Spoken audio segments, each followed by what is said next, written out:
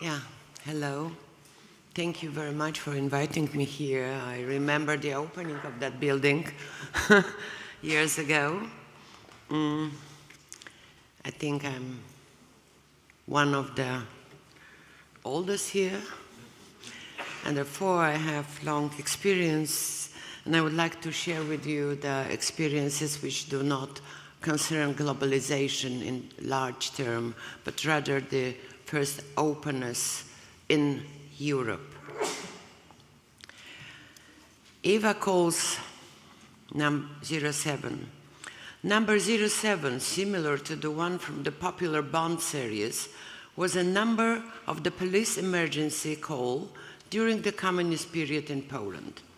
Eva calls 07 is a title of 146 detectives published in Poland in the years 68-89. That means till the political transformations. Those crime stories refer to the brilliant adventures of the brave communist policemen fighting against crime and injustice. It also became the basis for the 07 Come In, Polish criminal television series produced between 76 and 87. The series consists of 21 60-minute episodes. Looking at both books and TV, people usually added 07 doesn't answer. The metaphor of unclaimed calls may serve as a useful factor, helping to describe the long history of incessant efforts made by Polish artist curators and museum directors to achieve a sort of a partnership with their foreign colleagues. Long after the unification of Germany and political changes in Eastern Europe, those professionals were making numerous attempts to organize art events which, in their conviction, would help to expand mutual recognition and elaborate some new concept in this field. The same lack of response, however, we might perceive from the side of the Polish public when it came to the contemporary art, both local and foreign. This astonishing situation have been noticed not only in Poland. As well, the unanswered calls have not concerned only Polish professionals. As a matter of fact, from this point of view, the global village hasn't really existed when it comes to the contemporary art comprehension worldwide. Despite a growing number of huge international art events, biennales, and art fairs, where we mainly notice the same names of artists, the large public, still rooted in its own local culture and tradition, is rejecting the international global art values that used to be considered universal by the narrow group of specialists. It seems that we are all making calls, but there is no answer. It's time to ask why. I was proposed to share my professional experience in the field of international collaboration, both inside and outside of my country. This is a bit astonishing task, as it could be taken as a chain of complaints. I'm not complaining. Personally, I'm rather satisfied of my stormy and adventurous professional life. But when I'm looking backward to some of my and my colleagues' experience, I can't help regretting that things did not turn to different directions or happened much earlier. Let me therefore mention some of those which could have developed differently. The end of Eva Calls Series 7 series marked the change of political system in Poland. In those days, I believed that finally all the doors are open and everybody is curious to see the other side of the former Iron Curtain. I mean, again, inside and outside of Poland. I wanted to see a lot and show a lot. In May 1991, I invited to Krakow 47 young artists from the whole Europe to participate in the exhibition called Europe Unknown. My choice was based on the advice of my colleagues from the other countries. It was the time when Central and Eastern Europe was still in the initial phase of political transition. For example, Soviet Union and Yugoslavia still existed, but they were visibly cracking. Taking into consideration this shaking status quo, I deliberately wanted the artist to represent different cities instead of different states.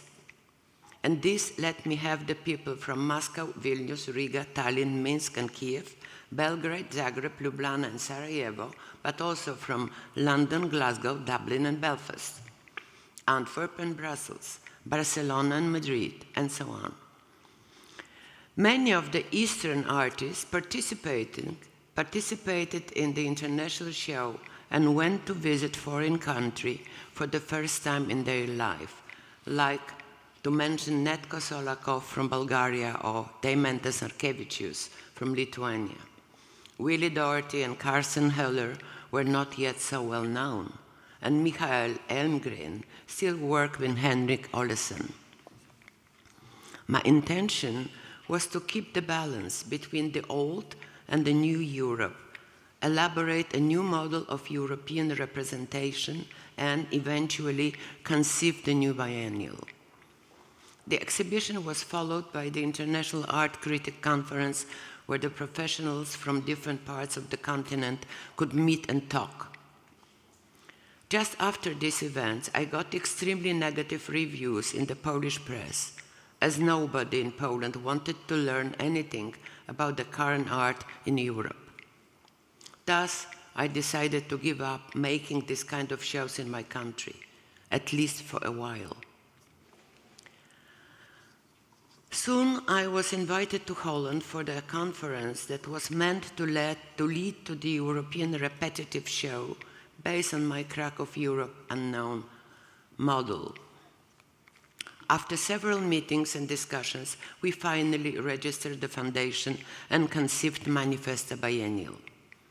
Its initial idea was to organize it alternately, once in the West, once in the East of Europe, with the respectively chosen young curators. We managed to do it once in Rotterdam, 1996, when the curatorial team consisted of Rosa Martinez, Victor Misiano, Katalin Neyroy, and Hans Ulrich Obrist.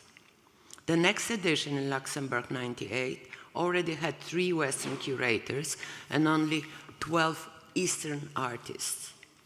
In Ljubljana, 2000, there was 1 Eastern curator out of 4, Maria Hlavajova, who was already based in Holland.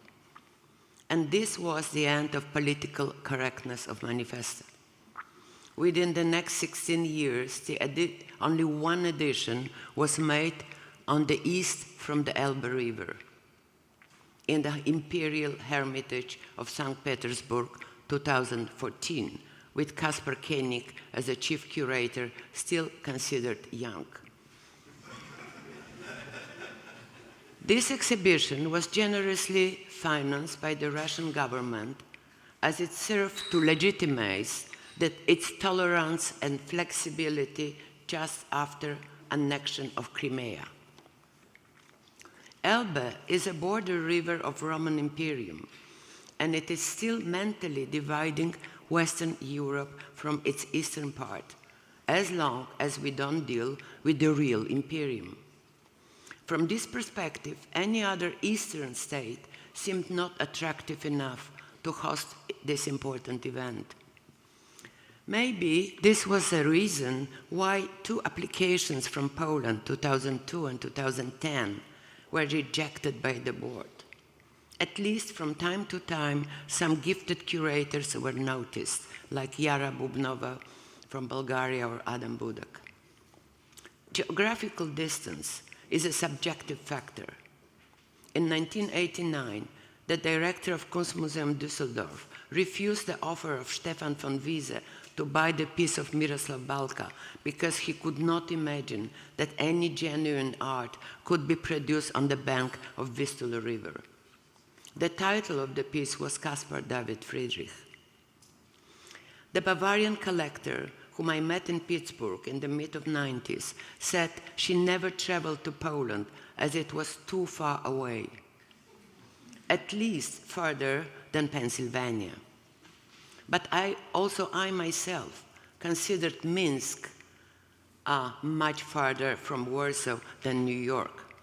And therefore, I visited this city only once, 3 years ago.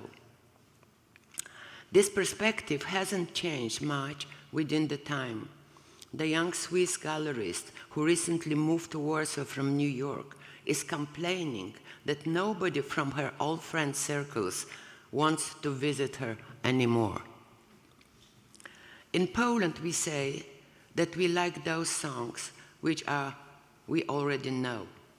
When I became the director of the Zachęta Nationalgalerie of Art in Warsaw, I tried to introduce some different songs, which, as a matter of fact, were not that new to the rest of the world. After the opening of the first Richard Serra solo exhibition in Poland, 1994, the art critics asked, is this art or engineering work? In 1996, after his retrospective in Zachęta, Roman Opalka did not receive the honoris causa PhD at Warsaw Fine Arts Academy. The jury suggested that this honor should be rather given by the Faculty of Mathematics. When I showed the art exhibition from the Baltic states called Personal Time in 1996, neither the public nor the press showed a slight interest to our neighbors. Instead, the long lines were formed around the gallery building when we exposed world top 10 blockbuster names of the 20th century art. The people in Poland, even professionals, not only didn't want to hear new melodies, but they accepted the old ones only if they were arranged according to classical rules. Hanna Wróblewska, my former assistant and now the Zachęta Gallery director, made in 1995 the real retrospective of Andrzej Wróblewski. But the professionals complained that she included his social realistic paintings, by then hidden in the storage as of the early 50s.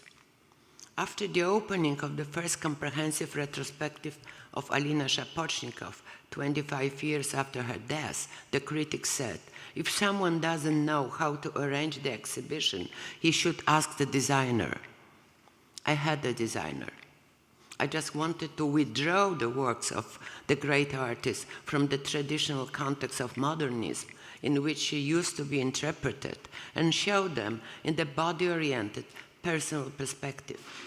I managed, but it took me some 13 years of the collective work to convince the international art world about the quality of her art.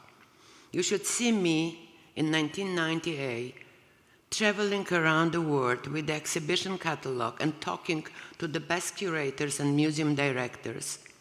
They did their best to find any excuse for not making this show.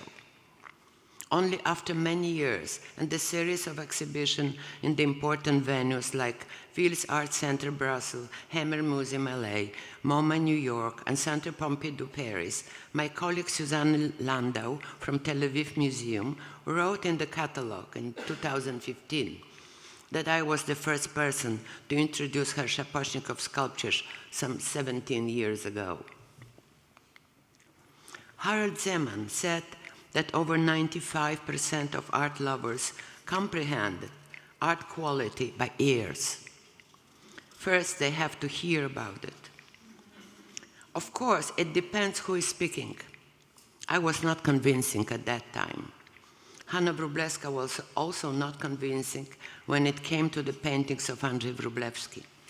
The voice of Charles Esche was better heard.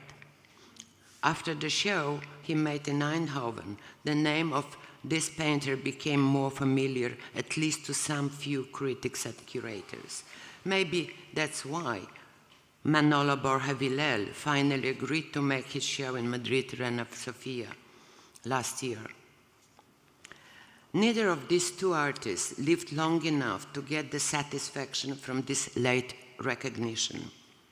This is also the case of Edward Krasinski, whose big exhibition is currently shown in Tate, Liverpool. Sometimes it's good to live very long. The real international career of Louise Bourgeois began only after her presentation in the USA Pavilion in Venice Biennial, 1983, when she was already 82. What could have happened with her name, with her fame, had she died in her 40s, like Alina Shapochnikov? Coming back to 07 calls, I used to offer to my colleagues only some carefully chosen projects in purpose not to be considered pushy. Except of aforementioned solo retrospective of Shapochnikov and Wróblewski, I tried to find the partners for the international project Where is Abel, Thy Brother, which seemed to me very important in 1995, the anniversary of the end of the World War, especially in Germany and Israel, as it referred to the Fifth Commandment in the large sense and was to be seen from the contemporary perspective. Instead of giving the answer, the director of Tel Aviv Museum, Moti Omer, tried to teach me how to make exhibitions. In Ludwig Museum, we agreed to collaborate in a very friendly way, but some few months before the opening, my friend Mark Sheps just changed his mind. The show took place only in Warsaw and is now a subject of the university student studies and lectures. By the way, the piece of Johann Gertz conceived for that exhibition is now in the collection of Hamburger Bahnhof. The work of Lawrence Wiener was sold to Israel immediately, already before the end of the show. I don't know what happened with works of Ian Hamilton Finlay, Christian Boltanski, Miriam Kahn, Moshe Gershuni, Yanis Kunelis, Gabriel Orozco, and some others also made for that show. Being the curator, I didn't stop being the museum director. In the case of that show, I had a double responsibility in front of my supervisor, that means the Minister of Culture, who came to see it incognito, spent there 5 minutes, and led his deputy to call me next day with a short statement, "Phil dismissed." He finally didn't manage to kick me out, as before the clerks ended up with the formalities, he himself was dismissed from his position. I sent him flowers. But his successors weren't more flexible. I heard I had no authorization to negotiate the contract when I convinced the museum in Valencia to work together. I got the answer that Brazil is not the priority in the Polish foreign policy when I asked the money for the huge Brazilian show already before Alphonse Hook made it here in Berlin. The ministers of different options tried to show me my place till the very end of my work in the Zachęta Gallery. They closed the exhibition of Piotr Uklański as the one which was promoting Nazis in Poland, and tried to convince me to close the exhibition that Harald Zeman made for the 100th anniversary of this gallery, after the memorable act of rescue of the Pope John Paul II figure by Maurizio Cattelan. The Polish MPs who destroyed the sculpture explained that by showing this piece, the gallery director of the Jewish origins was insulting the religious feelings of the Polish Catholic taxpayers' majority. In this purpose, the minister made his best to find me in Sao Paulo on New Year Eve. I didn't agree to close the exhibition and left the gallery a few months later. I don't regret, by the way. All this, however, was considered a funny game played by many different parties in the atmosphere of freedom that I believe still existed. Despite all of all these difficulties, within the past 27 years, we managed a lot, as at least some calls were finally picked up. Now, looking to the threatening results of democratic elections in surrounding countries and the USA, facing Brexit and the socio-political changes around us, looking at the rising wave of xenophobia, nationalism, and intolerance, what shall we do with our ideas of friendly cooperation, reciprocity, and equal rights? Where to call to get reliable answer? Thank you.